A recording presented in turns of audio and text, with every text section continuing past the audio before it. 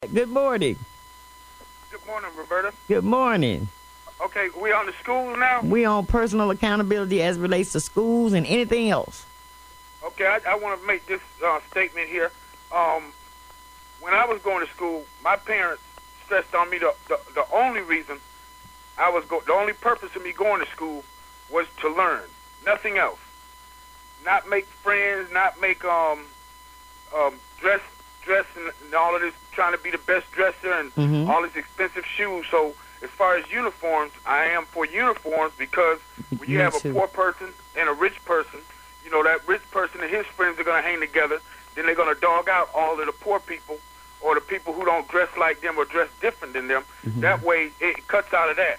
Okay. And as far as accountability on these parents, if a child doesn't show up for school, something should be done right away.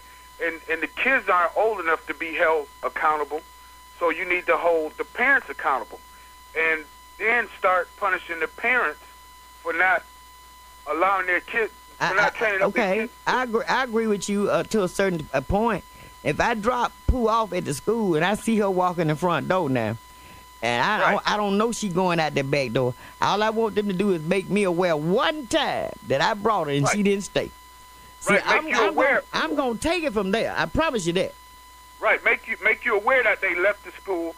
But and another thing, when these kids are being bad in these classes, you know, they after the first time, you know, tell the parents. But if it keeps continuing to happen, send them you home. have to hold the parents accountable. And last thing, I've been telling people about this for over 10 years.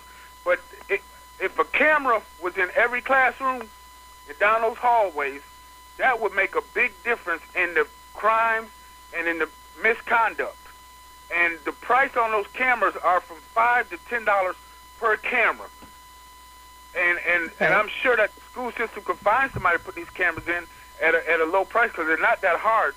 But the fact is, the people who are in charge of doing this type of surveillance, they want to charge you $1,000 per camera, $500 per camera, when it doesn't cost that much. Yeah, because there was a camera in one of the classrooms because I saw that videotape, and it was horrendous the way those kids were acting. I'm sorry.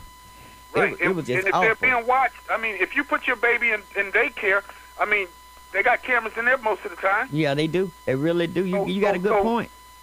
Yeah, so if you put them in high schools and junior high schools and let the parents see their kids blowing spit wads or pulling somebody's hair or doing this or doing that, and be able to show that parent the video like the one I saw one teacher here. I mean, those kids slung desks. They pushed him. I mean, it ended up him getting in trouble. But in my opinion, the man was defending himself because we wasn't talking about no little bitty baby kids. We were talking about big kids. I mean, they were throwing dead. I'm like, these kids have no home training. I would have gave the video to the parent and gave him the child too and said, now you keep him, you homeschool him because he's not coming back up in here. And I would have been through with that. I'm sorry. I just would have. Thank you, Dennis. Appreciate your comment. All right. Okay. All right. He brings up a good point. How do you feel about cameras in every classroom?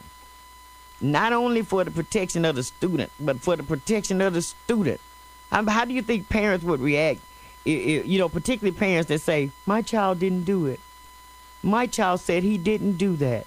And I know little Johnny, he would never lie. I mean, how would you think parents would react if you were able to pull that video and say, okay, there's little Johnny. That's the one with his pants down. That's your little Johnny right there. So I think it's a good idea. If it's not really expensive, I don't see nothing wrong with cameras being in the classroom. I mean, if I was a teacher, it wouldn't bother me because I'd be teaching my class. And if you're a student there for the right thing, it shouldn't bother you too because you never have to worry about a video unless there was a question of the behavior. But we're talking personal accountability. Of course, our numbers are 512-1250. We got to take a long look at ourselves. That's what we got to do. For every situation in our community, we got to start asking the question, what can I do to help with this? How can I better serve my community? How can I better serve my family?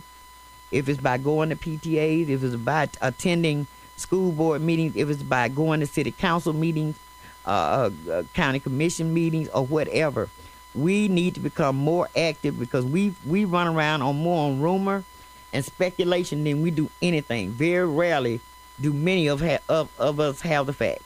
Very rarely do we have the facts. Very rarely. Simple as that. We've been listening to 2-3 folk for 15 to 20 years. We don't question it. We just listen. And we got to stop. We got to start looking at ourselves and looking for ourselves. We got to start educating ourselves, empowering ourselves. And we got to start calling wrong, wrong, no matter who does the wrong. If it's me, it's just wrong.